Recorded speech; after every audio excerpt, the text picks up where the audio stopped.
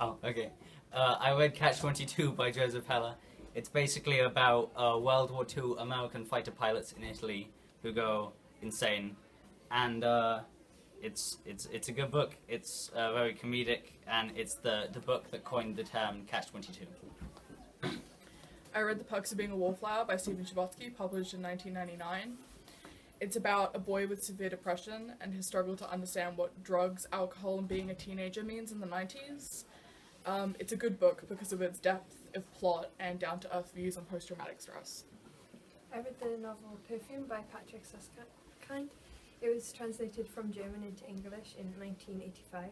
It's basically about a young boy who has no smell and he goes on a journey to become a fine perfumer. I like the unpredictable plot and interesting characters. I read the novel War and Peace by Leo Tolstoy, which was published in 1865. It's basically about the war between France, with Napoleon Bonaparte as their ruler, against Russia in 1803 to 1895, to 1815, and the book was originally written in Russian. What I really liked about the book were the characters and how people in Russia were affected by the conflict. I read The Life of Pi by Jan Martel, published in September 2001.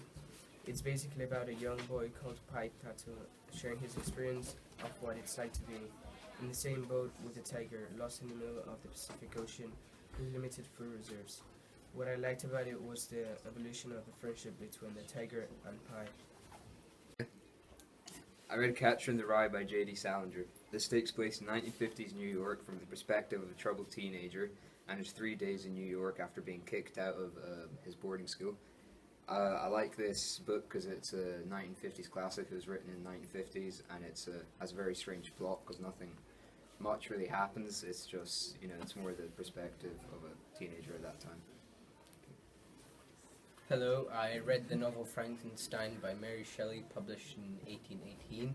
It's basically about a young student who discovers the secret of animating lifeless matter, and by assembling body parts creates a monster who vows revenge on his creator after being rejected from society. It basically has a overall theme of gothic. It has a gothic genre. I read In Cold Blood by Truman Capote.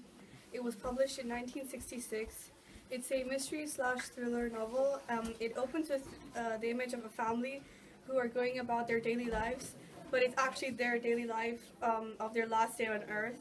And what I like most about the story is the alternating perspective between the events of the murder and the two killers' harsh childhood, and I think the stark descriptions are what makes the novel so memorable. I read The Goldfinch by Donna Tartt, which was published in 2013, and it's about a boy and how his life changes after he steals a painting from a museum. And I liked it because it was tense and emotional, but I feel like it could have been two more novels because it was a bit drawn out. I read A View from the Bridge by the American playwright Arthur Miller. The book tells the story of Eddie Carbone, a longshore man from Brooklyn, whose incestuous love for his niece drives him to his own destruction. I read Fight Club by Chuck Palahniuk, published in 1996. It's basically about an insomniac narrator who's tired of his corporate basic lifestyle. He then meets his polar opposite, Tyler Durden, and together they start a fight club. I read the Gothic classic Dracula, written by Bram Stoker, published in 1897. It's basically about an encounter with a vampire called Count Dracula, told from the perspective of Jonathan Harker, his property lawyer. I like the gothic and horror features of the novel as it was one of the original horror classics. I read the book Rebecca by Daphne du Maurier. It was published in 1938 and is about a girl who goes to live with a man she met on holiday. She discovers his first wife died mysteriously and begins to explore. The novel is especially famous for its opening lines, "Last night I dreamt I went to Mandalay again." I read Fahrenheit 451 by Ray Bradbury. It's a dystopian classic where firemen make fires, set in a future where books are forbidden and the source of sadness. Guy Montag is a fireman and he has been for a long time. He's unhappy and suspected of having books in his house. I like how 60 years after being published it still has relevance today, as people are engrossed in media and television. I've read the book Brave New World. It was written by Aldous Huxley, published in 1932.